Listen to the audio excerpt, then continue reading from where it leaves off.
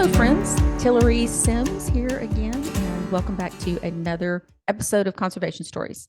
Conservation Stories is a podcast, as you know, brought to you by the Sand Hill Area Research Association, and we are excited today because we have a great partner from the Amarillo Canyon area, Will Masters, with us, and Will is doing some really cool rehydration projects, and I would explain that to you what that is, but I really don't know. That's why we have Will here.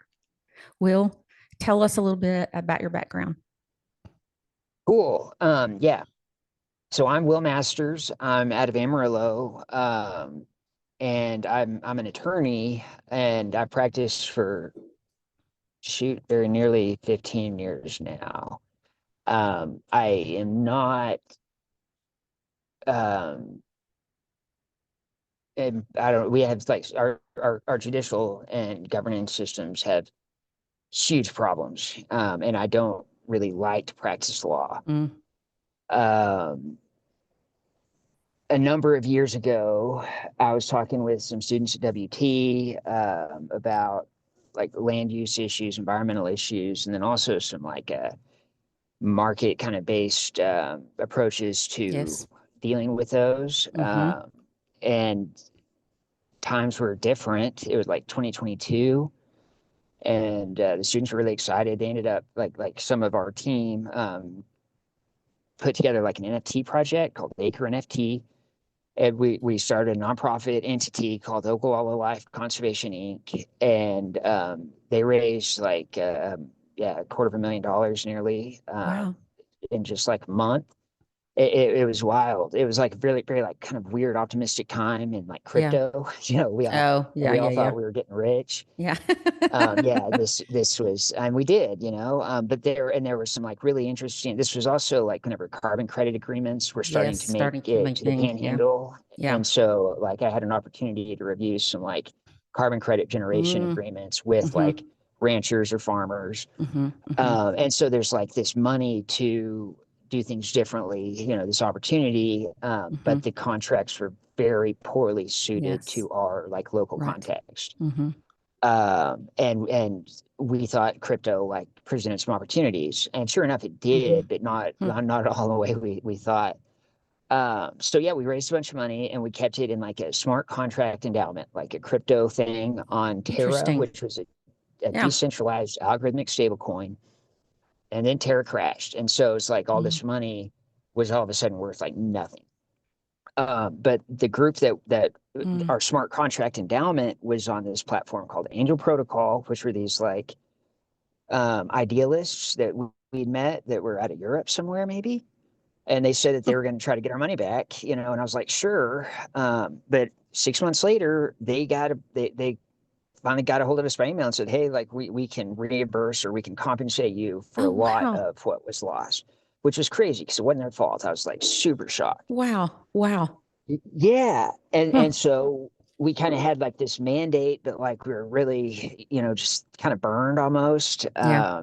And so we went and we wanted to do a project.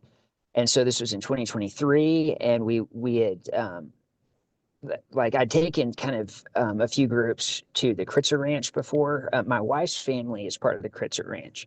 Okay. The Kritzer Ranch is huge. It's been around since 1910. Mm. It is like just incredible.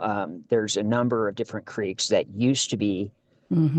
like intermittent, and so there was Mm-hmm. always water in certain Mm. sections. Somewhere. There's a number of springs.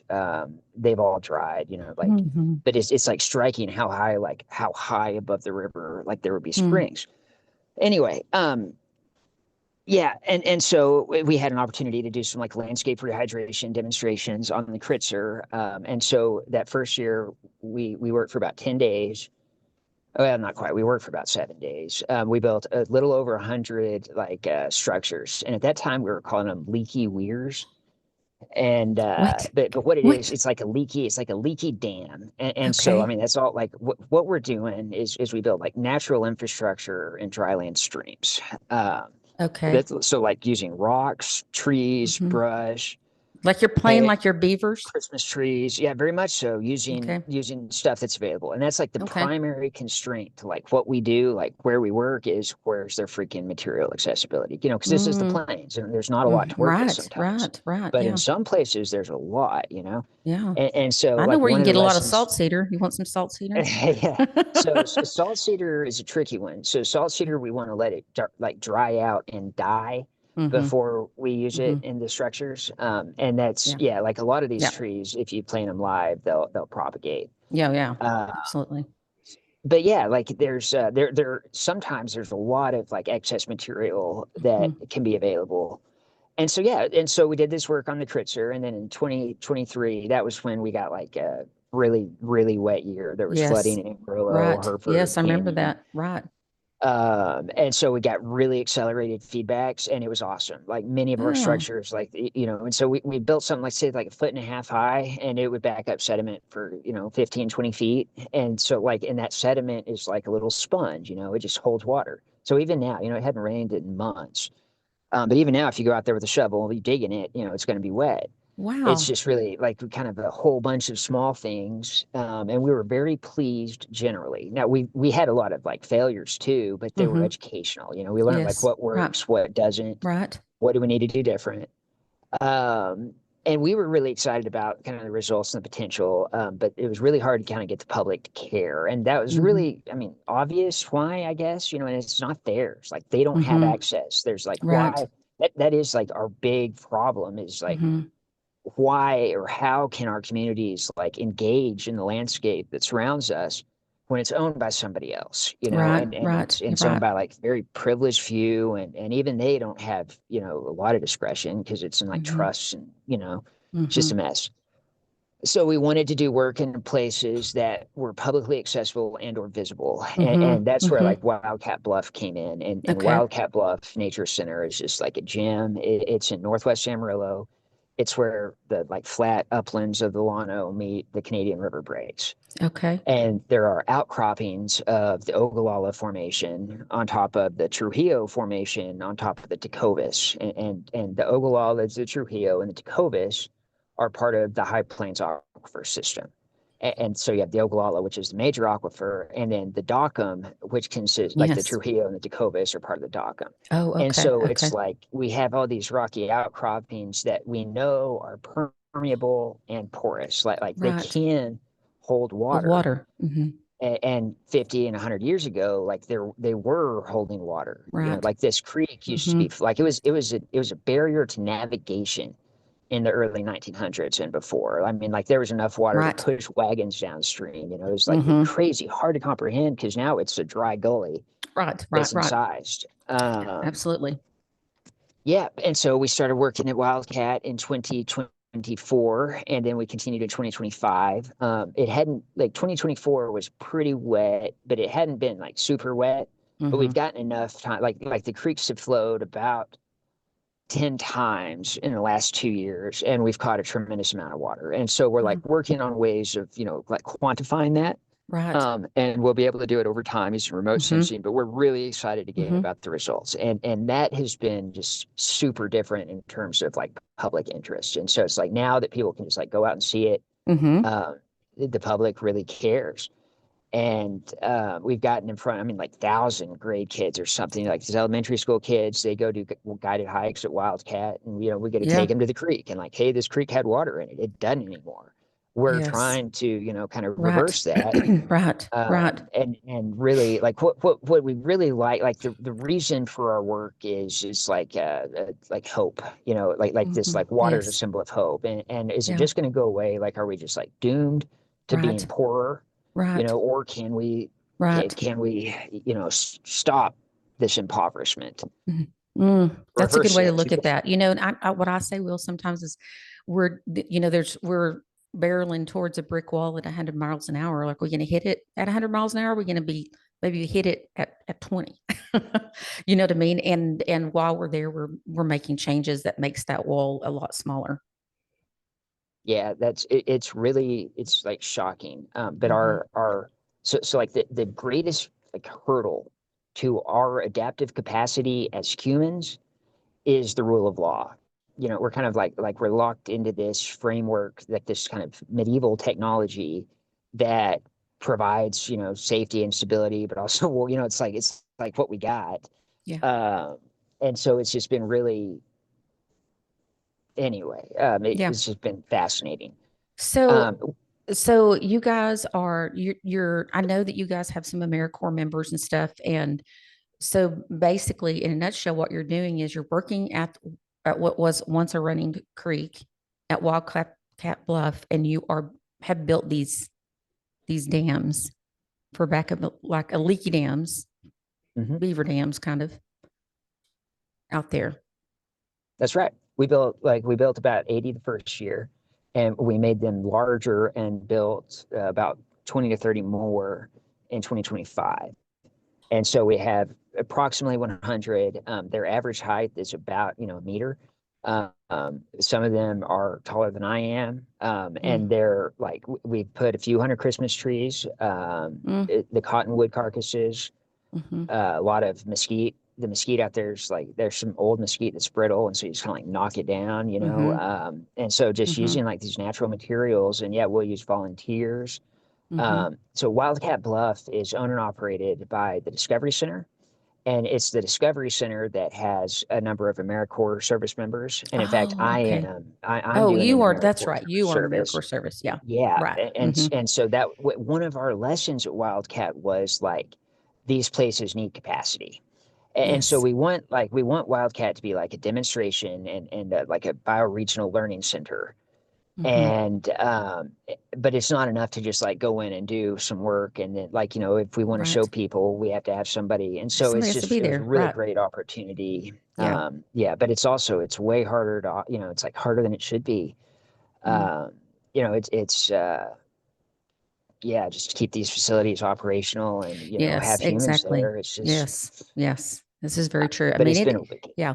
And yeah. that's one of the things I love about AmeriCorps. And WT is just such a shining example of, what a university can do to really get back to a community. I'm like, I really do appreciate and really value what they're doing. I think it's really amazing. So, why? What does it actually do? What's the Hope. purpose of Yeah. this That's the rehydration? short answer, is like hope. Why? But the outcomes that we expect are cooler temperatures in the summer, warmer temperatures in the winter, reduced flooding, wetter during dry times, or it's slower to dry out, or perhaps never dry out. Mm, In water budget terms, we want to minimize runoff mm-hmm, and reduce evaporation. mm-hmm. And so we do that by like increasing the storage capacity, and then also,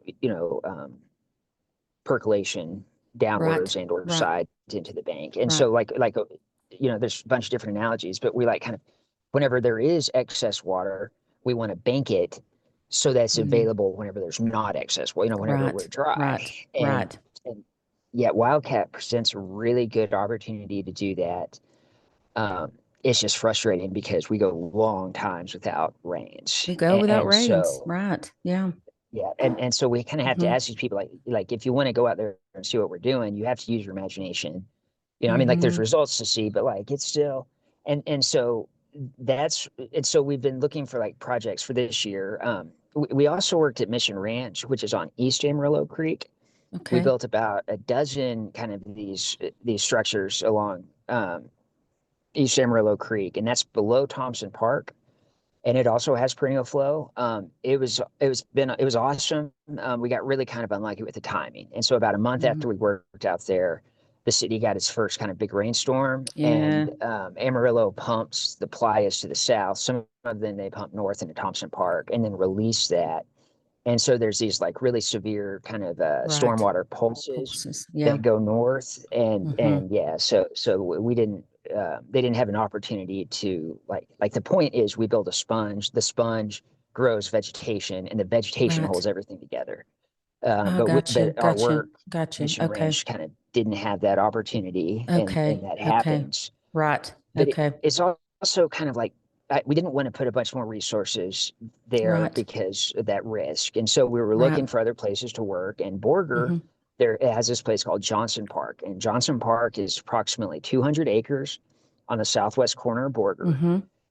And it is on it's on the south side of the Canadian River Valley, and there are these canyons, and the sides of the canyons are the Permian red beds, kind of exposed by erosion. And the Permian red beds are generally the impermeable bedrock that underlies the High Plains aquifer system. Okay. And Okay. so the aquifer sits on top of the Permian red beds, and sometimes kind of goes in it a little bit, and there's a little bit of exchange, but not Not much. much. And Okay. then up in where Borger is, like the high parts of Borger is remnant Ogallala. And so there's this kind of like little point where we have this kind of alluvium and sand and silt that holds water.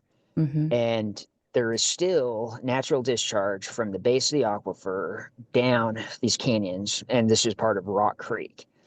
And so here at Johnson Park, there's perennial water. There's a bunch of structure to work with. It's just, we're really excited. It's a really good demonstration site. We're a bit constrained. Like if we're going to do work for purposes of proving recharge, we want to work higher up in the landscape. Like outside of Hereford would present a good example, for example, because because there's room for the water to go down. Here, there's not so much room for the water to go down, but there is for the water to go sideways. Interesting. And okay.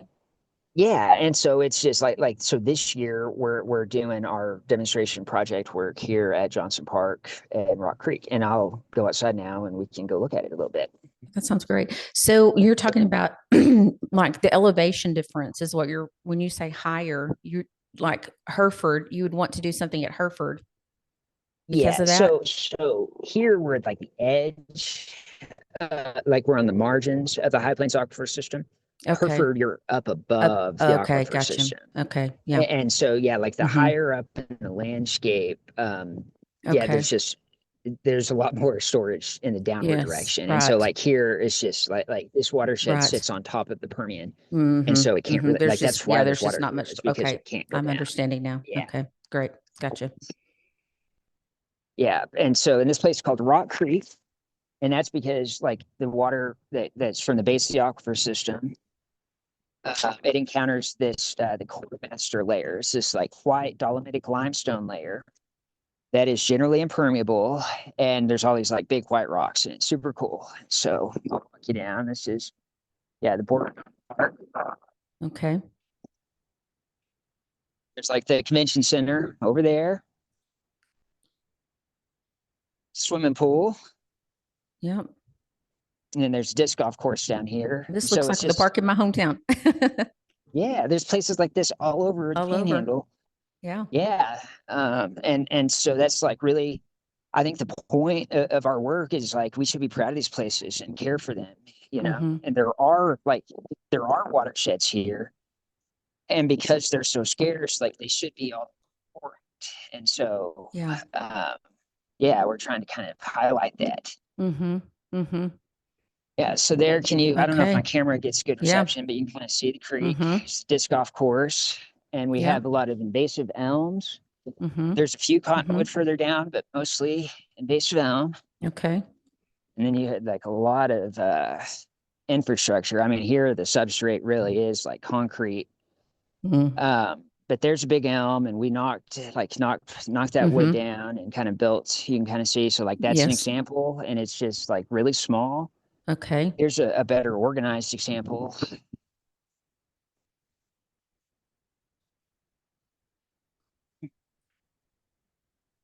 Yeah, so it's just like a little beaver dam. Yeah. Yeah. Yeah. And it just slows the water down just enough to let it sit there. And that's right. Just a bunch of small changes instead of like, one big change. Right. Yeah. And just like that water, if it's not moving, it can soak into the sides. And also like the point of this, we don't want to detain the water. We want to retain it, slow it down. We do want to detain the sediments. And so all this wood and stuff, it's really lightweight. And if it floods, a few feet, it's going to float up and go away.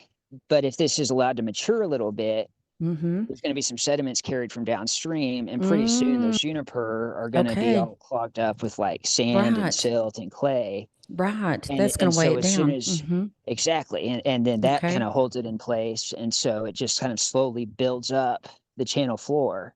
And we want to Interesting. build it up so that it can kind of interact, with that area over there. And so Mm-hmm. just kind of in a few years, we hope it resembles kind of like a chain of wetlands, that it kind of create a corridor, Right. and that is capable of soaking in a lot of the flood water that we get because of the Mm-hmm. developed surfaces upstream. And the hydrograph here is exaggerated, and so where we have developed surfaces like a plowed field, or Mm-hmm. Mm-hmm. Mm-hmm. I mean, plowed field like to a lesser extent, but even so, or like a parking lot, Right. the drainage below, you're going to have a really steep hydrograph. And so it'll rain. It's going to the water's going to rise really fast, and it's going to come down really fast. Right. Where you have Right. undeveloped catchments, and like a healthier floodplain, it might rise a little bit, but it just takes a lot. Mm, It rises slower and it goes down slower. And so that regulation function is what we hope to recover. And so it's mm, like we talk about like watershed health, mm-hmm. like, can the watershed function like a healthy watershed can, or is it incised and have degraded function where, it rains Mm-hmm. and it floods and then it goes away. Mm-hmm. So, in some And sense, so, yeah, please. it feels like what you guys are doing is really similar to, ply restoration. It's like here's where nature intended for the aquifer to be recharged. And, our lack of understanding, we didn't protect those areas. And so now they don't function for recharge. And so going in and restoring that, you've got these same kind of goals. It's like, how do we make sure that we're using the best use of when we do get rain, we're not wasting an inch of it, the water we keep. Yeah, I'm really glad you said that. Yeah, like, and so like in the term, I think should include like playas and our drainages, and Mhm. also like your roofs. Like there's just there. I mean, anywhere we can, yeah, capture stormwater, rainwater, and soak Mhm. it into the Mhm. ground, we should. Mhm. We Mhm. don't, because we like kind of imported this legal framework from Europe, like we kind of have this, and that's not even entirely true. We just like have developed this legal code or the system where, so like the state flood plan or water plan, for Right. example. So we have like a water supply planning process, and that meets every 5 years, and there's a new draft every 5 years. And then there's a flood planning process, and it goes Mhm. every 5 years, but they're on different years. And so the groups don't talk to each other. It's like we have one group charged with obtaining water security, or like making sure there's available water, and another group charged with removing the water from the landscape as fast as possible. Oh And goodness, I'd that's never what thought we've about that. encountered. Right. But it's like it's the same water, like that Right. disconnection, that like severance of interest is the Hmm. problem. um yeah, it's That's hard, that's it's really interesting. And complicated, but yeah, actually, we're really excited about it. yeah, it's really interesting. And I'd love to, we have a lot of course, kind of like every county, we've got what we call draws. And I don't know if people will know what those are. And I don't even know Mm. if there's a better word to call it besides a draw. But that's what, generally we call it. So like my brother's got, Watershed. that's what I've wondered. Isn't that what they are? They're Yeah, just a absolutely. watershed? It's Yeah. a yeah, it's a yeah, yeah. It's an ephemeral watershed, and so it is. It's not wet often, Hmm. but it is every once in a while. Yeah. So this one in particular, my mother was telling me, I mean, she remembers that there were times when there were actually, it would have water in it and fish would appear. Mm, that's Isn't so that cool. isn't that something? Yeah, and Yeah, I'll tell it's you, and wild too. Yeah. so the someone from my hometown told me that they had taken um some Playa Lake dirt and put it in a bucket, like a clear, like 1 gallon jug, 1 gallon jug, not a bucket, a 1 gallon jug, Mm. and like just put, some of it, layer of it, and then they filled it with water. And when all these plants grew up, and we're talking about, well, we're not talking about a ton of dirt, right? We're just talking about this layer of dirt. And all these plants grew up. And she said, one day I looked over there and something was swimming and it was a lizard, Uh, which I'm sure was a salamander, oh, that's probably. wild. Isn't that amazing? That is wild. It is crazy how like yeah, it'll be like just a flat, dry, hostile, upland for Right. years, and then there'll be a puddle for a few months, and then all of a sudden, yeah, there's frogs and fish and turtles, and it is wild. It is Yeah, amazing. and that's something like watching the drought of like 2012 or whatever Yes. was like really, I Mm, think, kind of like another formative experience because mm-hmm. it was just depressing. Like this country was like dry. Meredith, Yes. was basically gone. Yes. Yes. Crimois and Amarillo had Mm-hmm. to spend hundreds of millions of dollars to like buy groundwater rights from a billionaire. Yeah. It was like it was a tough time, but then we had 2 wet years, and it's just like hey, like here's like abundant life Mm-hmm. again. Right. Right. But then we had dry years again, and it's because like whenever we do get water, it just the another way, like the objective of our work is to like reverse the rapid drainage of water from the landscape. Mm-hmm. Yeah, Yeah. Right. Because that part of that water cycle too is, I mean, part of it, having, and I know they've proven this in other places, and particularly in Africa, where you catch and hold on to some of that water, you leave it there, and it does help increase, evapotranspiration, which helps it rain. yeah, like vegetation cover, like that, Right. like the Right. cycling is Increases that good. whole, right. Exactly. Yeah, Mm-hmm. Yeah. So yeah, yeah, I think that's interesting. And I think it's so easy for us to think that um we have to, if someone is not working on the silver bullet that's going to fix it, that there's no value in the small things that we can do that add up. That there is yeah. value in, I think of it like, I homeschooled my kids, and I can remember when, it kind of dawned on me, it was like, you feel like you're wasting your time because you're like, spending, this little bit of time, every day doing something. And then suddenly the bucket is full. Mm, Suddenly they have learned their multiplication tables. Suddenly they know how to read because you've done the little, tiny, boring, seemingly unimportant things that have actually filled the bucket eventually. And so I think it's easy to yeah. judge people and It's really look at, hard to say, predict too. yes, yeah, it is, because you're doing things that you that I mean, there's like plenty of data to show that these things have value, but it has to rain, and so you have to charge ahead and continue to do what you're doing, because we hear that a lot about the playas, like, well, there's no, I mean, those are like 500 years. Well, does 500 years matter or not? Does 100 years matter?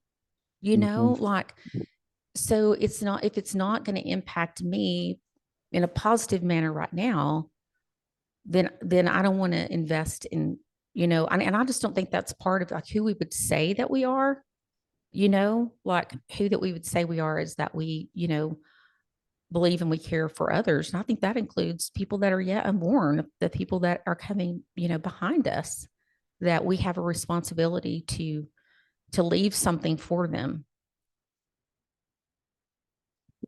Yeah, I agree. And like this really like became, I don't know, like a passion.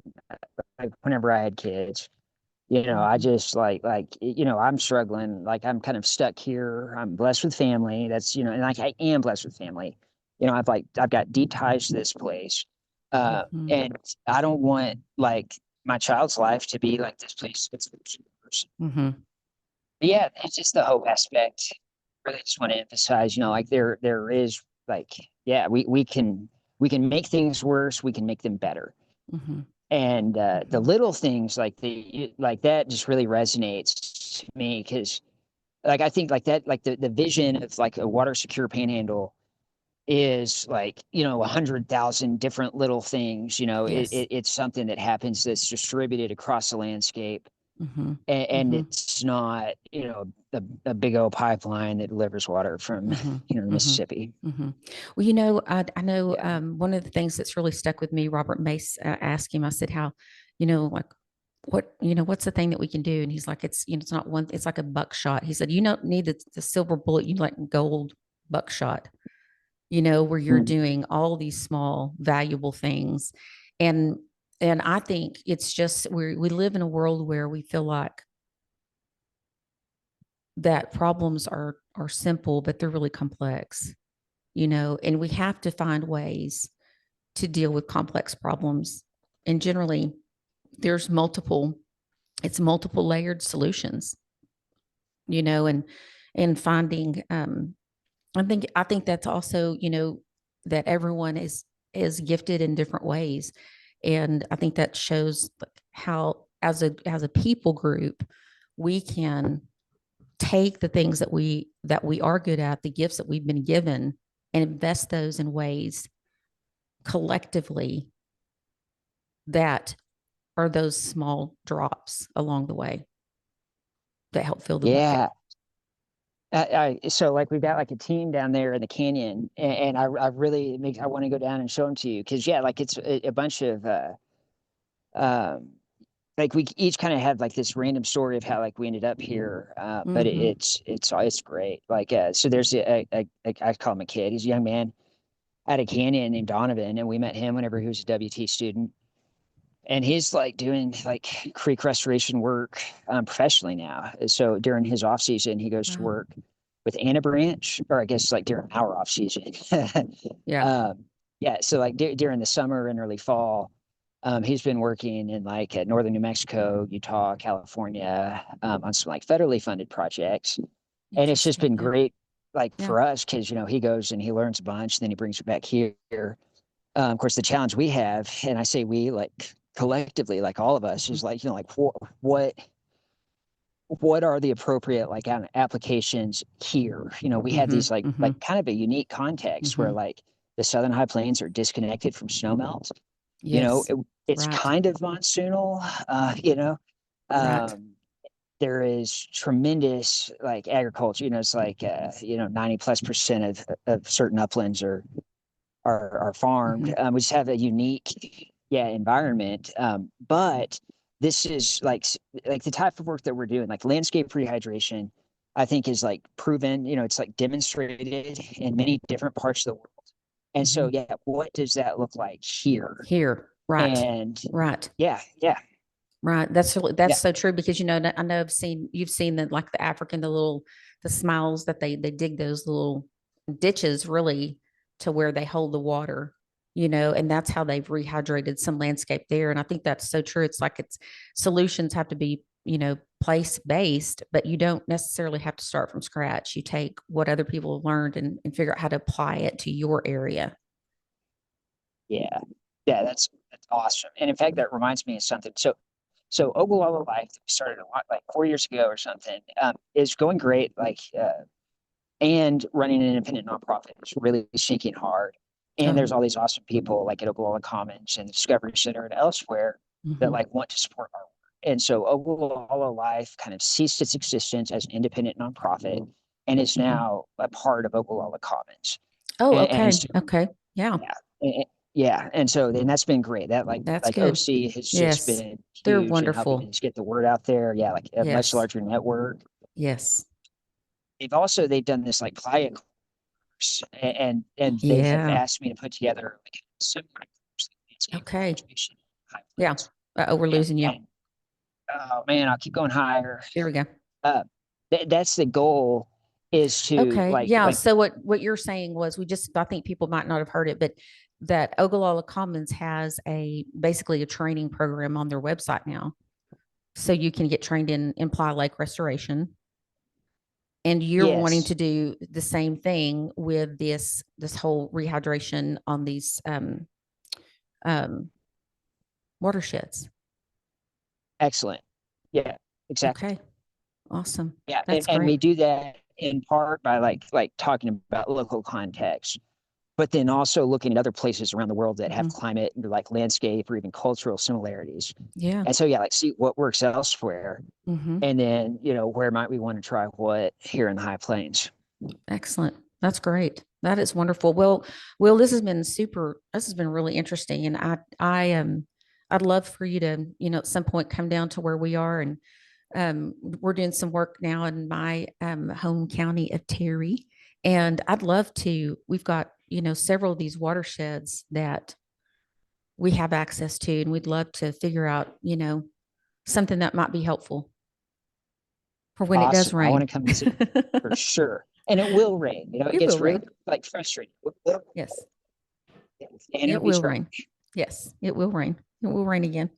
Well, thank you so much. We'll put all the information for Wildcat Bluff and et cetera in the show notes so people can go there, and we'll also connect a link to the Ogallala Commons, so that people can see that Ply Lake course, because I think that's something that would be awesome for people to really take part in.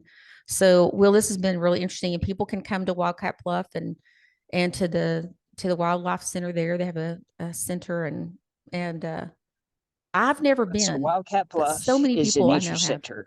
Okay. So it's like 750 acres, like trail. And then our next door neighbor is this animal center, Okay, that's right. It Wild is. West Animal Rehab. Okay. But it is really cool. Yes. They do tours and they've got like a lot of, um, it is worth a stop.